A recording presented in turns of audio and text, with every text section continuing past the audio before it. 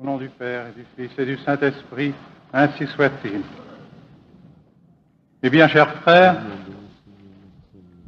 avant de vous adresser quelques mots d'exhortation, je voudrais d'abord dissiper quelques malentendus, et d'abord au sujet de cette réunion elle-même. Vous pouvez voir par la simplicité de la cérémonie que nous faisons que nous n'avions point préparé une cérémonie qui aurait réuni une foule comme celle qui se trouve dans cette salle. Nous avions pensé que nous aurions célébré la Sainte Messe le 29 août comme il était convenu, au milieu de quelques centaines de fidèles de la région de Lille, comme je le fais fréquemment en France, en Europe et même en Amérique, sans histoire. Et voici que tout à coup, cette date du 29 août est devenue, par la presse, par la radio, par la télévision, comme une espèce de manifestation qui ressemblerait, dit-on, à un défi. Eh bien non, cette manifestation n'est pas un défi. Cette manifestation, c'est vous qui l'avez désirée, chers fidèles, chers frères, qui êtes venus ici de loin. Pourquoi? Pour manifester votre foi catholique, pour manifester votre croyance, pour manifester votre désir de prier et de vous sanctifier comme l'ont fait vos pères dans la foi, comme l'ont fait des générations avant vous.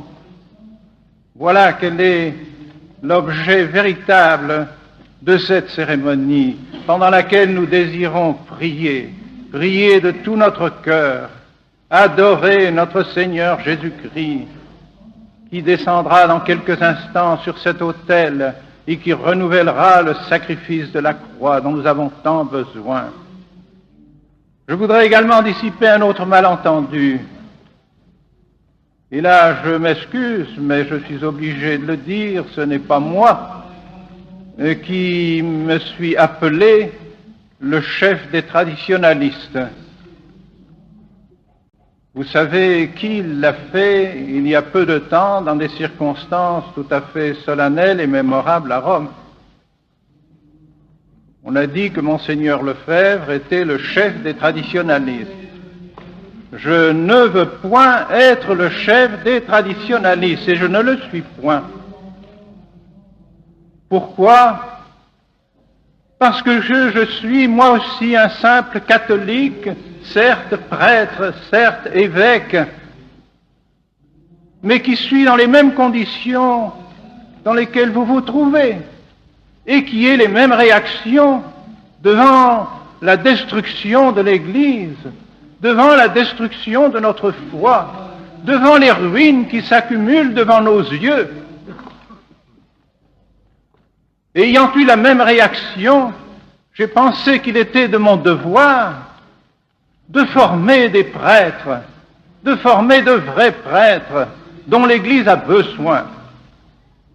Ces prêtres, je les ai formés dans une société saint-pédiste qui a été reconnue par l'Église. Et je ne faisais que ce que tous les évêques ont fait pendant des siècles et des siècles. Je n'ai pas fait autre chose.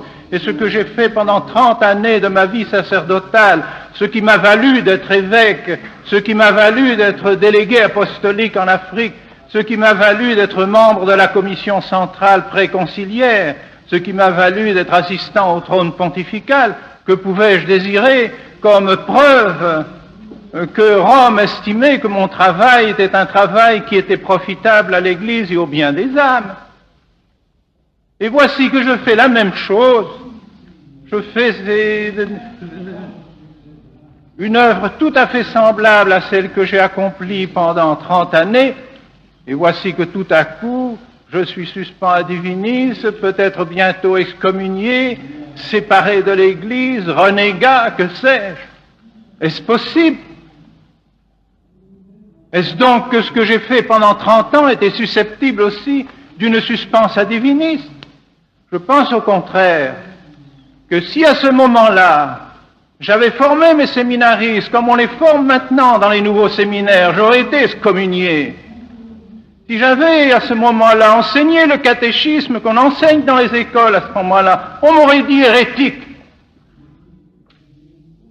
Et si j'avais dit la Sainte Messe, comme on l'a dit maintenant, on m'aurait dit suspect d'hérésie. On m'aurait dit aussi hors de l'Église. Alors je ne comprends plus.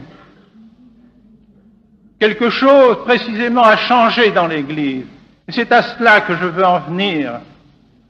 Nous devons justement retourner aux raisons qui nous font prendre cette attitude, attitude extrêmement grave, je le reconnais, s'opposer aux autorités les plus grandes dans l'Église. Être suspens à divinis pour un évêque, c'est une chose grave, une chose très pénible. Comment peut-on supporter une chose comme celle-là, sinon pour des raisons excessivement graves? Et oui, les raisons de notre attitude et de votre attitude sont des raisons graves. C'est la défense de notre foi.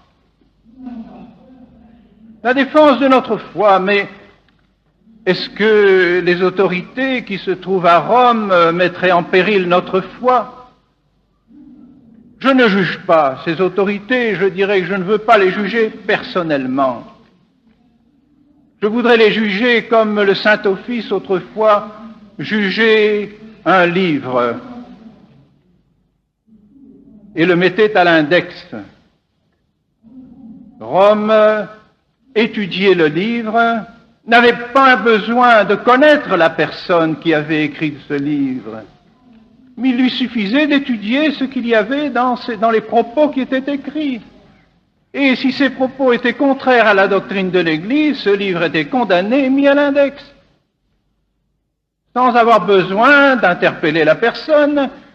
On a dit précisément au Concile, certains évêques se sont élevés contre cette procédure en disant il est inadmissible qu'on mette un livre à l'index alors qu'on n'a même pas entendu celui qui l'a écrit. Mais on n'a pas besoin de mettre à l'index quelqu'un qui l'a écrit, de voir quelqu'un qui a écrit le livre, pourvu qu'on ait le texte en main de choses qui sont absolument contraires à la doctrine de l'Église. C'est le livre qui est condamné, parce que ses paroles sont contraires à la doctrine catholique. C'est donc de cette manière que nous devons juger les choses. Nous devons les juger par les faits. Comme l'a dit très bien notre Seigneur dans l'Évangile que nous lisions il y a peu de temps encore, et à propos précisément de ces loups qui sont couverts de peau de brebis, il disait, nous reconnaîtrons l'arbre à ses fruits. Eh bien, les fruits sont devant nous. Les fruits nous sont évidents, ils sont clairs devant nos yeux. Ces fruits qu'ils viennent du Concile Vatican II et des réformes post-conciliaires sont des fruits amers, des fruits qui détruisent l'Église. Et lorsqu'on me dit « mais ne touchez pas le Concile, dites les réformes post-conciliaires », alors je réponds, comme le disent ceux qui font les réformes, ce n'est pas moi qui ai fait ces réformes.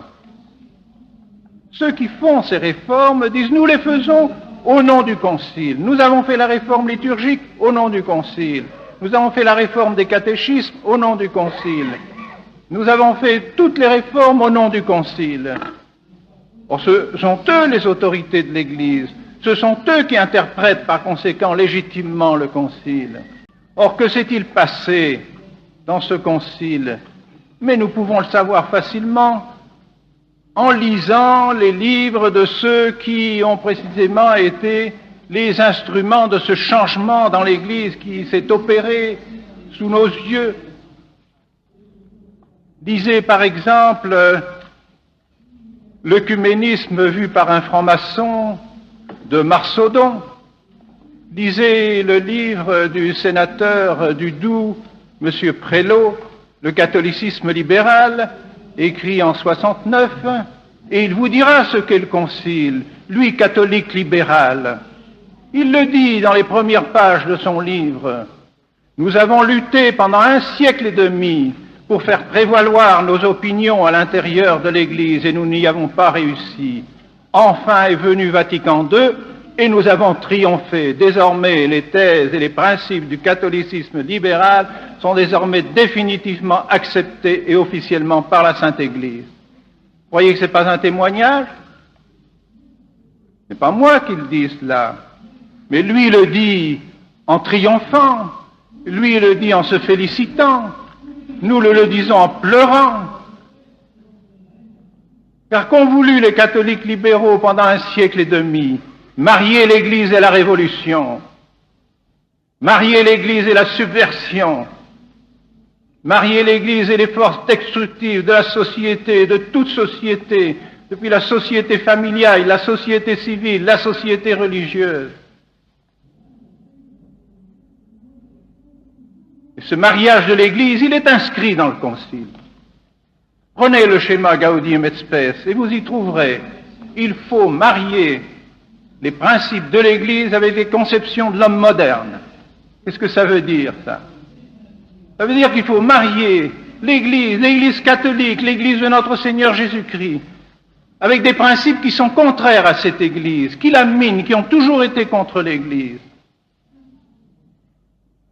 Et c'est précisément ce mariage qui a été tenté dans le Concile par des hommes d'Église et non pas par l'Église, car jamais l'Église ne peut admettre une chose comme celle-là. Pendant 1 siècle et demi précisément, tous les souverains pontifes ont condamné ce catholicisme libéral, ont refusé ce mariage avec les idées de la Révolution. Ceux qui ont adoré la déesse raison, les papes n'ont jamais pu accepter des choses semblables.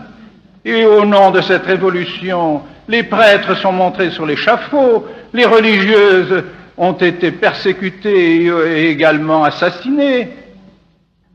Souvenez-vous des pontons de Nantes, où étaient amassés tous les prêtres fidèles et on les coulait au large. Voilà ce qu'a fait la Révolution. Eh bien, je vous dis, mes bien chers frères, ce qu'a fait la Révolution n'est rien à côté de ce qu'a fait le Concile Vatican II. Rien. Il eût mieux valu que les 30, les 40, les 50 000 prêtres qui ont abandonné leur soutane, qui ont abandonné leur serment fait devant Dieu, soient martyrisés, aillent à l'échafaud. Ils auraient au moins gagné leur âme. Et maintenant, ils risquent de la perdre.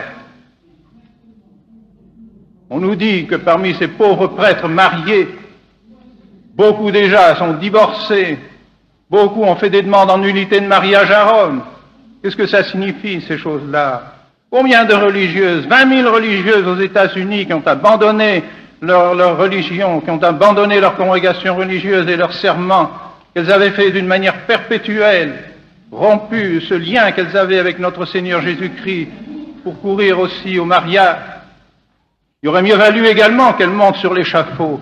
Au moins, elles auraient témoigné de leur foi.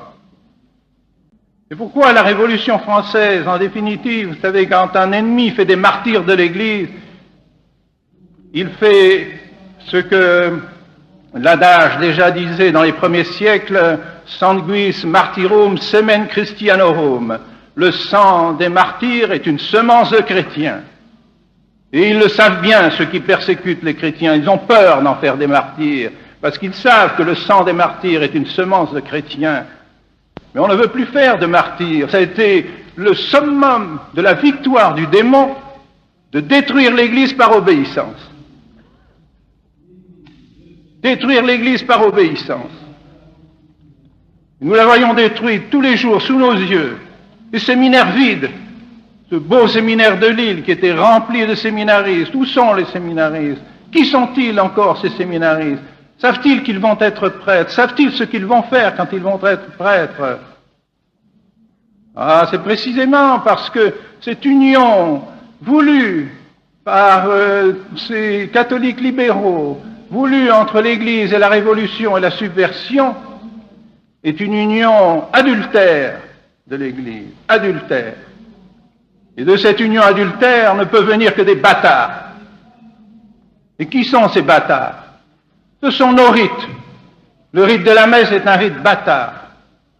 Les sacrements sont des sacrements bâtards. Nous ne savons plus si ce sont des sacrements qui donnent la grâce ou qui ne la donnent pas. Nous ne savons plus si cette messe nous donne le corps et le sang de notre Seigneur Jésus-Christ ou s'il ne la donne pas.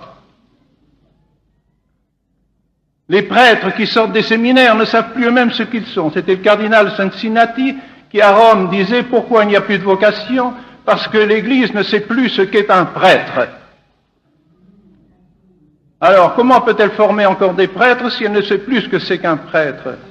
Les prêtres qui sortent des séminaires sont des prêtres bâtards. Ils ne savent pas ce qu'ils sont. Ils ne savent pas qu'ils sont faits pour monter à l'autel, pour offrir le sacrifice de notre Seigneur Jésus-Christ et pour donner Jésus-Christ aux âmes et appeler les âmes à Jésus-Christ.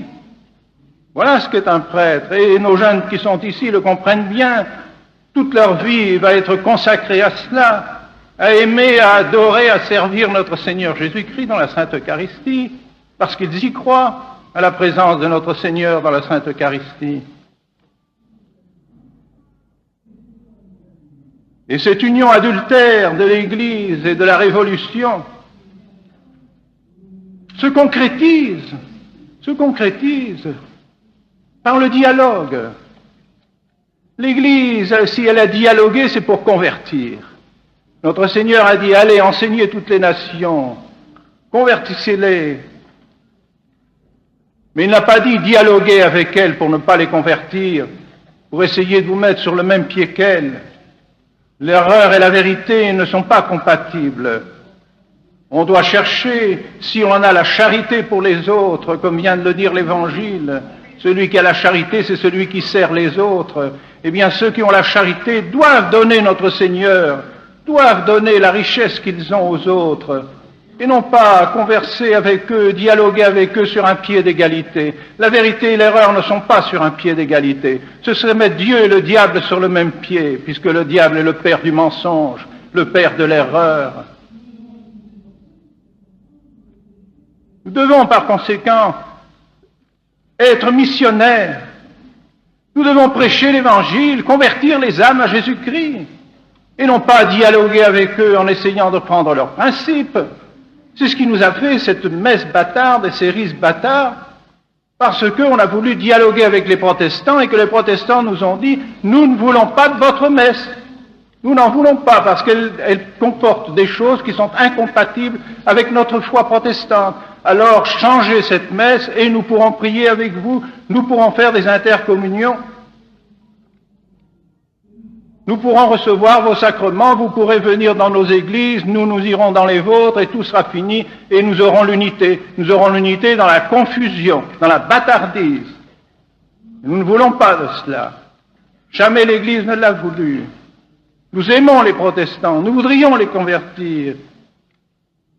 Mais c'est ne pas les aimer que de leur faire croire qu'ils ont la même religion que la religion catholique. C'est la même chose avec les francs-maçons. On veut maintenant dialoguer avec les francs-maçons, non seulement dialoguer avec eux, mais permettre aux catholiques de faire partie de la franc-maçonnerie. C'est encore un dialogue abominable. Nous savons parfaitement que ces personnes qui dirigent la franc-maçonnerie, au moins les responsables, sont foncièrement contre notre Seigneur Jésus-Christ. Et ces messes noires qu'ils font, ces messes abominables, sacrilèges, horribles qu'ils font, sont les parodies de la messe de notre Seigneur. Et ils veulent des hosties consacrées, eux, pour faire ces messes noires. Ils savent que notre Seigneur Jésus-Christ est dans l'Eucharistie, car le diable le sait que notre Seigneur Jésus-Christ est dans l'Eucharistie. Ils ne veulent pas des hosties qui viennent de messes dont ils ne savent pas si le corps de notre Seigneur est là ou pas. Alors, dialoguer avec des gens qui veulent la mort de notre Seigneur Jésus-Christ une seconde fois, dans la personne de leurs membres, dans la personne de l'Église, nous ne pouvons pas admettre ce dialogue. Nous savons ce qu'a valu le dialogue avec le diable, le premier dialogue d'Ève avec le diable. Elle nous a perdus, elle nous a tous mis dans l'état de péché, parce qu'elle a dialogué avec le diable. On ne dialogue pas avec le diable. Et on prêche avec ceux qui sont sous l'influence du diable, afin qu'ils se convertissent, afin qu'ils viennent à notre Seigneur Jésus-Christ. On ne dialogue pas avec les communistes. Heureusement que les chrétiens du Nord ne sont pas d'accord avec vous.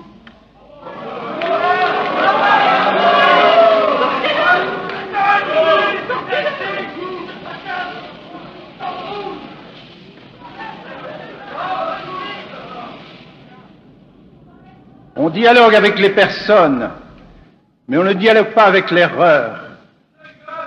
Nous verrons, si les armées qui sont prêtes le long des territoires du rideau de fer, si un jour elles désiraient passer le rideau de fer, si un jour, après les nombreuses séances que les soviets suprêmes a eues, si jamais il y avait une voie de majorité pour que ces armées déferlent sur nos pays, en 5 jours,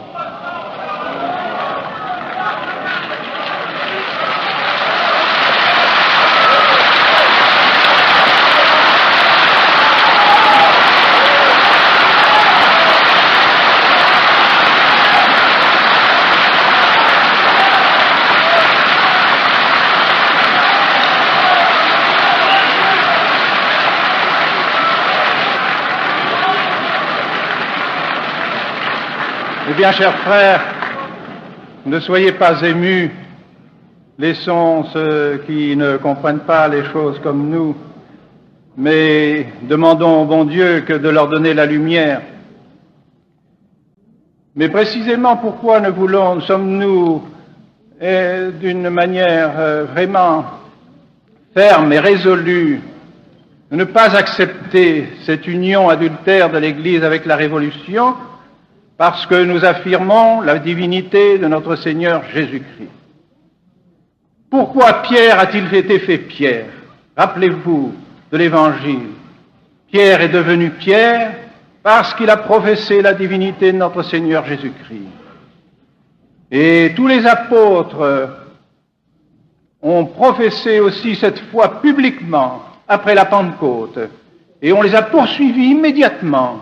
Les princes des prêtres leur ont dit « Ne parlez plus de ce nom, nous ne voulons plus entendre ce nom de notre Seigneur Jésus-Christ. » Et les apôtres ont dit « Non possumus, nous ne pouvons pas ne pas parler de notre Seigneur Jésus-Christ, de notre roi. » Mais vous me direz, mais est-ce possible que vous semblez accuser Rome de ne pas croire à la divinité de notre Seigneur Jésus-Christ? Le libéralisme a toujours 2 faces. Il affirme la vérité et qu'il prétend être l'hypothèse, la thèse, et ensuite dans la réalité, dans la pratique, dans l'hypothèse, comme il dit, il agit comme les ennemis avec les principes des ennemis de l'Église. De telle manière qu'on est toujours dans l'incohérence. Toujours dans l'incohérence. Eh bien, que veut dire la divinité de notre Seigneur Jésus-Christ? C'est que notre Seigneur est la seule personne au monde, le seul être humain au monde qui a pu dire « Je suis Dieu ». Et par le fait même qu'il a pu dire « Je suis Dieu », il était le seul sauveur de l'humanité, il était le seul prêtre de l'humanité, et il était le seul roi de l'humanité. Par sa nature, non pas par privilège, non pas par titre, par sa propre nature, parce qu'il était fils de Dieu. Or maintenant, que dit-on? Il n'y a pas seulement de salut en Jésus-Christ, il y a du salut en dehors de notre Seigneur Jésus-Christ. Il n'y a pas seulement de sacerdoce en notre Seigneur Jésus-Christ. Tous les fidèles sont des prêtres. Tout le monde est prêtre. Alors qu'il faut participer sacramentellement au sacerdoce de notre Seigneur Jésus-Christ pour pouvoir offrir le sacrifice de la messe. Deuxième erreur.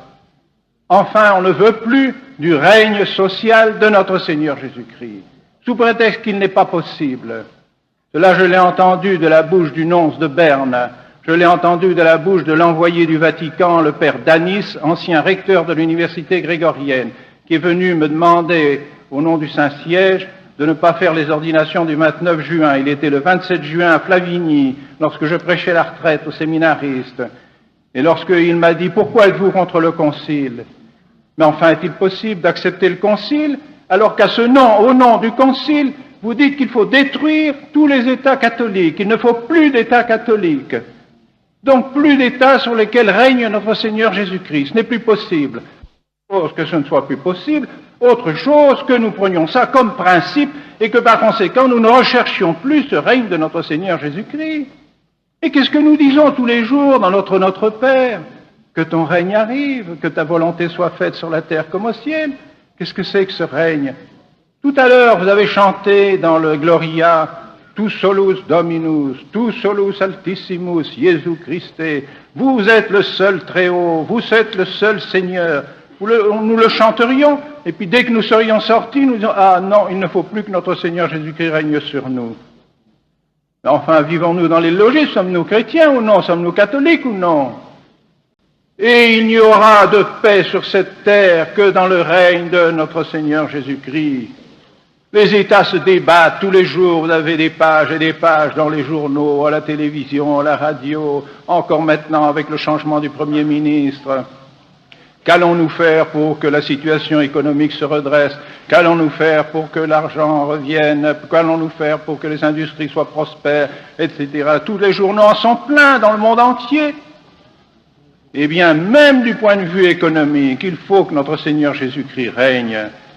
Parce que le règne de notre Seigneur Jésus-Christ, c'est le règne de ces principes d'amour, justement, des commandements de Dieu, qui mettent de l'équilibre dans la société, qui font régner la justice et la paix dans la société. Et ce n'est que dans l'ordre, la justice, la paix de la société que l'économie peut régner, que l'économie peut refleurir.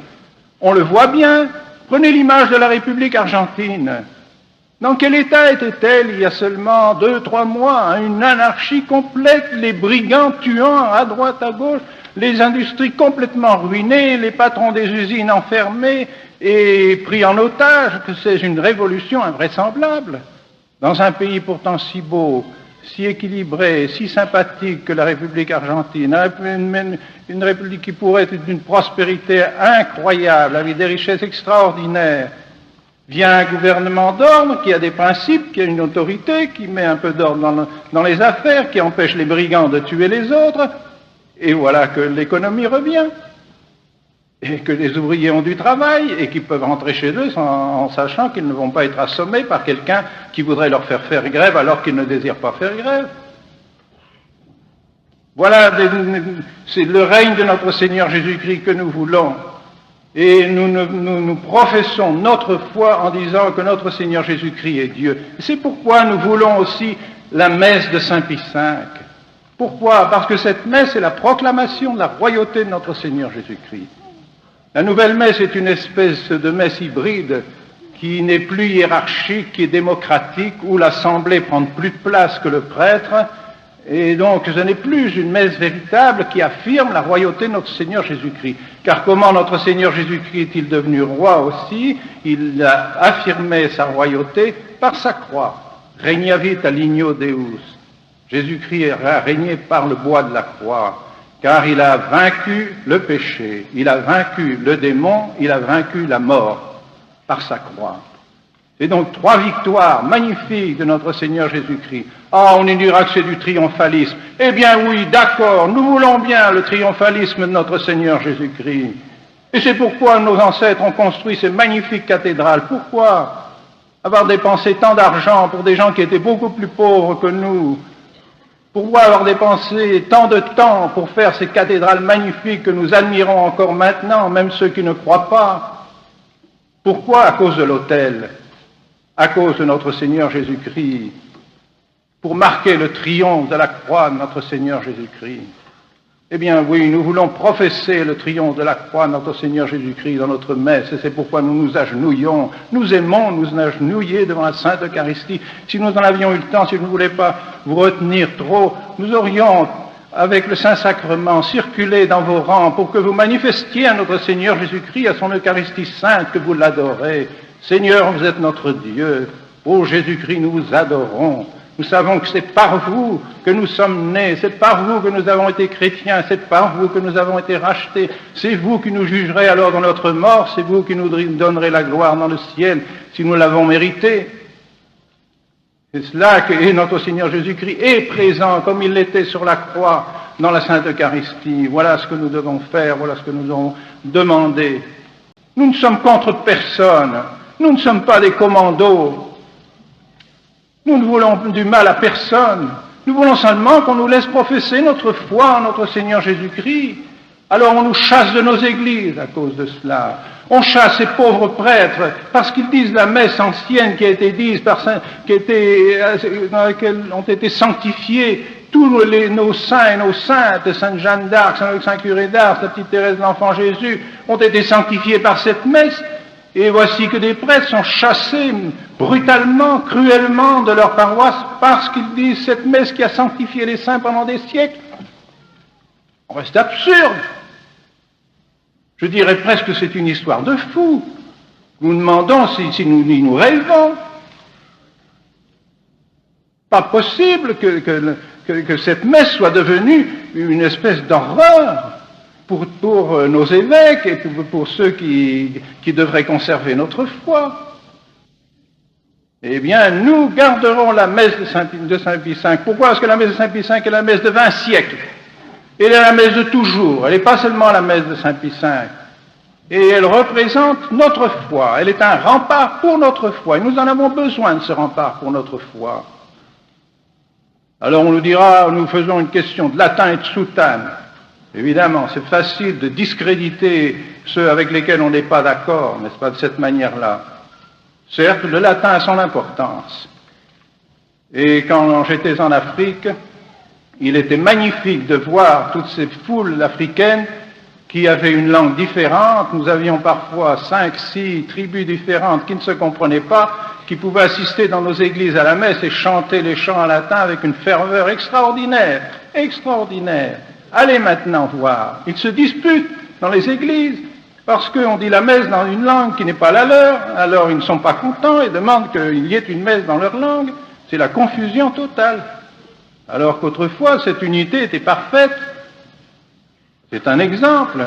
Sans doute, vous avez bien vu que nous avons lu en français l'Épître et l'Évangile. Nous n'y voyons absolument aucun inconvénient. Et même si on ajoutait encore quelques prières en français, des prières communes en français, nous ne voyons aucun inconvénient. Mais il nous semble que tout de même le corps de la messe, l'essentiel de la messe, qui va de l'offertoire à la communion du prêtre, devrait rester dans une langue unique, afin que tous les hommes de toutes les nations puissent assister à la messe ensemble et se sentir unis dans cette unité de la foi, dans cette unité de la prière.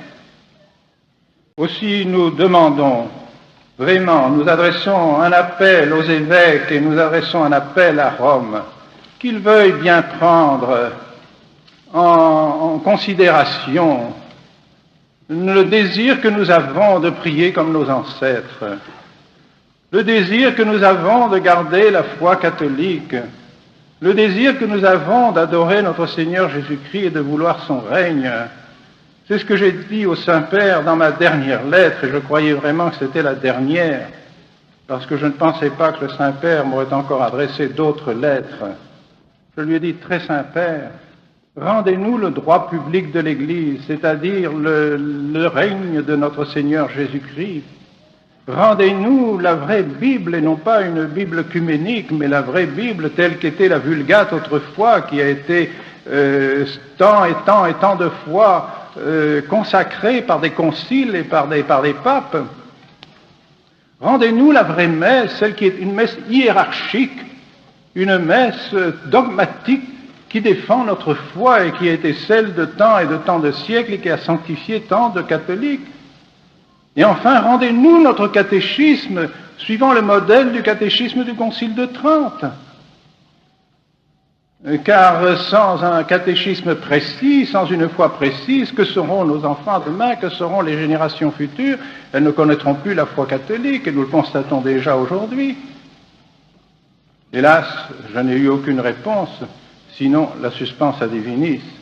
Et c'est pourquoi je ne considère pas ces peines comme des peines valables. Aussi bien canoniquement que théologiquement, je pense en toute sincérité, en toute paix, en toute sérénité, que je ne puis pas contribuer par ces suspenses, par ces peines qui me sont données, par la fermeture de mes séminaires, par le refus de faire des ordinations, je ne veux pas contribuer à la destruction de l'Église catholique. Je veux que...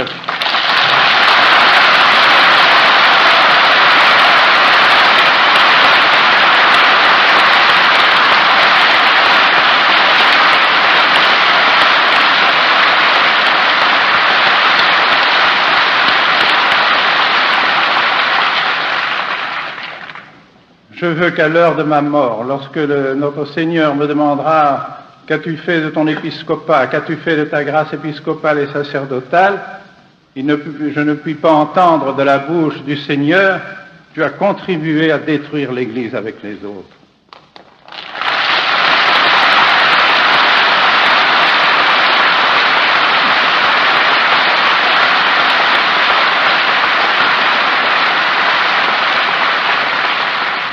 Mes bien chers frères, je finis, je termine, et en m'adressant à vous, en vous disant, que devez-vous faire? Oh, je sais bien, beaucoup de groupes nous demandent, Monseigneur, donnez-nous des prêtres, donnez-nous des prêtres, donnez-nous de vrais prêtres, c'est ça dont nous avons besoin, nous avons la place pour le mettre, nous construirons une petite chapelle, il sera là chez nous, il instruira nos enfants, vous voyez, le vrai catéchisme, la vraie foi, nous voulons garder la foi comme l'ont fait les Japonais pendant 3 siècles lorsqu'ils n'avaient pas de prêtres. Nous voulons, donnez-nous des prêtres. Eh bien, mes bien chers frères, je fais tout mon possible pour vous en préparer, et je puis dire que c'est ma grande consolation de sentir dans ces séminaristes une foi profonde, de vrais prêtres. Ils ont compris ce qu'est notre Seigneur Jésus-Christ. Ils ont compris ce qu'est le saint sacrifice de la messe, les sacrements. Ils ont une foi profondément enracinés dans leur cœur. Ils sont, je dirais, mieux que ce que nous pouvions être il y a 50 ans dans nos séminaires, parce que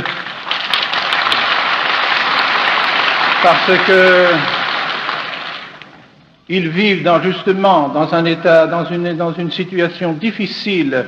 Beaucoup d'entre eux, d'ailleurs, ont fait des études universitaires. Quand on nous jette à la figure que ces jeunes gens ne sont pas adaptés et ne seront pas parlés aux générations modernes, mais voilà des jeunes gens qui ont fait 3, 5, 7 années d'université, ne connaissent-ils pas leur génération? Pourquoi sont-ils donc venus à Écône pour devenir prêtres? C'est précisément pour s'adresser à leur génération. Ils les connaissent bien mieux que nous, bien mieux que tous ceux qui nous critiquent. Alors ils seront bien capables de parler le langage qu'il faut pour convertir les âmes. Et c'est pourquoi je suis très heureux de pouvoir vous dire cela. Nous aurons encore 25 nouvelles recrues cette année au séminaire d'Écône, malgré les difficultés.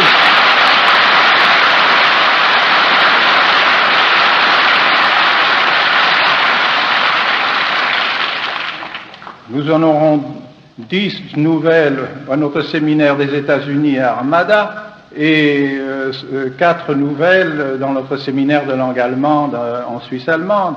Par conséquent, les jeunes gens, malgré les difficultés qu'on nous fait, comprennent très bien que nous formons de vrais prêtres catholiques. Et c'est pourquoi nous ne sommes pas dans le schisme, nous sommes les continuateurs de l'Église catholique. Ce sont ceux qui font les nouveautés qui partent dans le schisme. Nous continuons la tradition.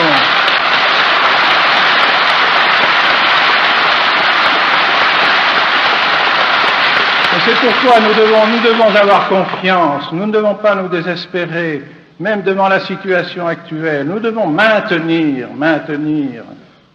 notre foi, maintenir nos sacrements, appuyer sur 20 siècles de tradition, appuyer sur 20 siècles de sainteté de l'Église, de foi de l'Église. Nous n'avons pas à craindre. Certains des reporters, quelquefois, m'ont dit, Monseigneur, vous sentez-vous isolé?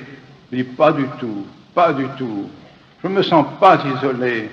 Je suis avec 20 siècles d'Église, et je suis avec tous les saints du ciel et du paradis.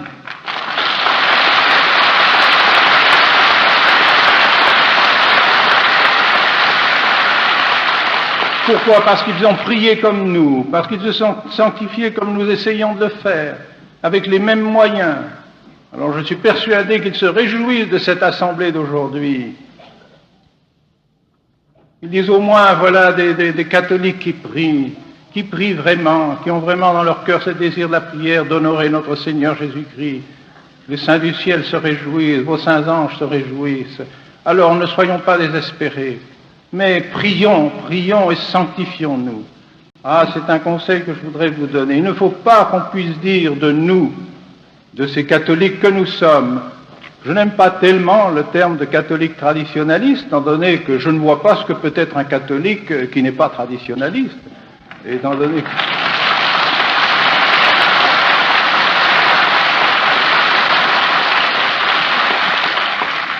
L'Église est une tradition, n'est-ce pas? Et d'ailleurs, que seraient les hommes s'ils ne seraient pas dans la tradition? Et nous ne pourrions pas vivre. Nous avons reçu la vie de nos parents, nous avons reçu l'éducation de ceux qui étaient avant nous. Nous sommes une tradition. Le bon Dieu a voulu comme ça. Le bon Dieu a voulu que les traditions se passent de génération en génération, aussi bien pour les choses humaines, pour les choses matérielles que pour les choses divines. Conséquent, ne pas être traditionnel, ne pas être traditionnaliste, mais c'est la destruction de soi-même, c'est un suicide. Alors nous sommes des catholiques, nous continuons à demeurer catholiques, qu'il n'y ait pas de division entre nous. Précisément si nous sommes catholiques, mais nous sommes dans l'unité de l'Église qui est dans la foi. Il n'y a d'unité que dans la foi. Alors on nous dit, vous devez être avec le pape. Le pape est le signe de la foi dans l'Église. Et oui, et si, dans la mesure où le pape manifeste son état de successeur de Pierre, dans la mesure où il se fait l'écho de la foi de toujours, dans la mesure où il transmet le trésor qu'il doit transmettre, car qu'est-ce qu'un pape, encore une fois, c'est celui qui nous donne les trésors de la tradition et le trésor du dépôt de la foi, et la vie surnaturelle par les sacrements et par le sacrifice de la messe.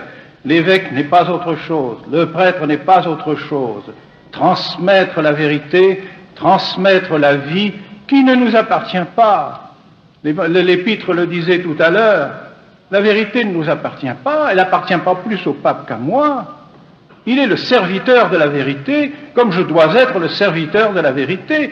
Et s'il arrivait que le pape ne fût plus le serviteur de la vérité, il ne serait plus pape. C'est pas possible.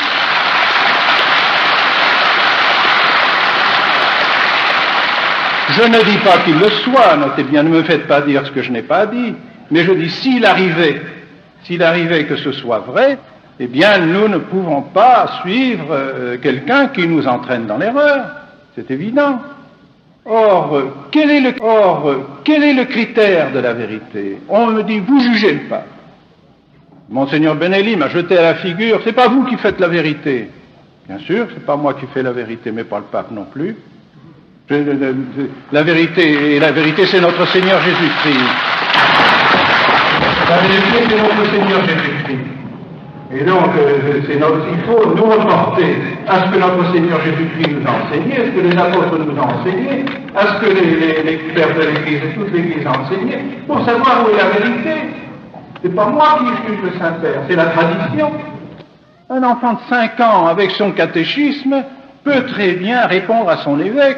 Si son évêque venait à lui dire « notre Seigneur n'est pas présent dans la Sainte Eucharistie », c'est moi qui suis le témoin de la vérité, dirait l'évêque.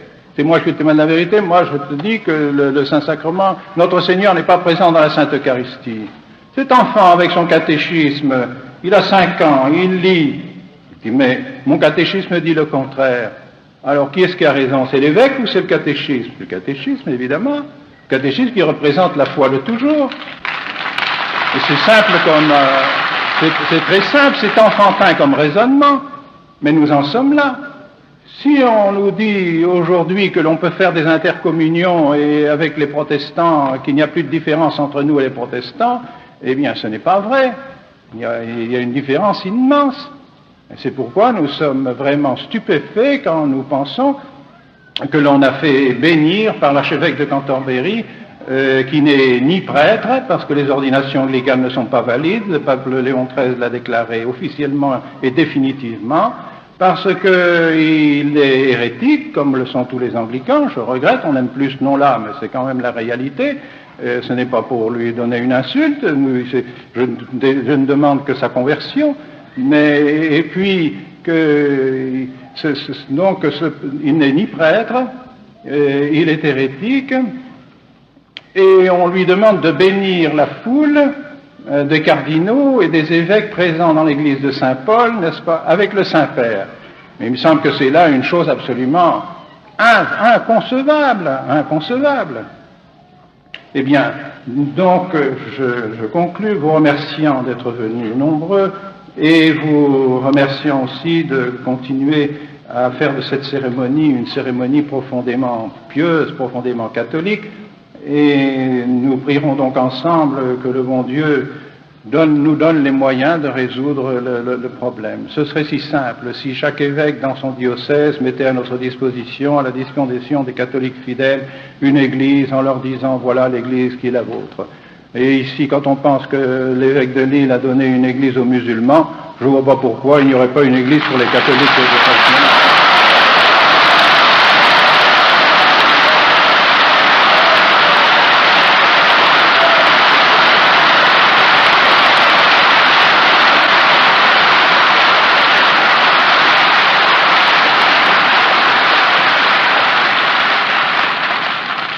Et en définitive, toute la question serait résolue. C'est ce que je demanderai au Saint-Père, d'ailleurs, si le Saint-Père veut bien me recevoir. Laissez-nous faire, très Saint-Père, l'expérience de la tradition, au milieu de toutes les expériences qu'on fait actuellement, eh bien qu'il y ait au moins l'expérience de ce qui a été fait pendant 20 siècles.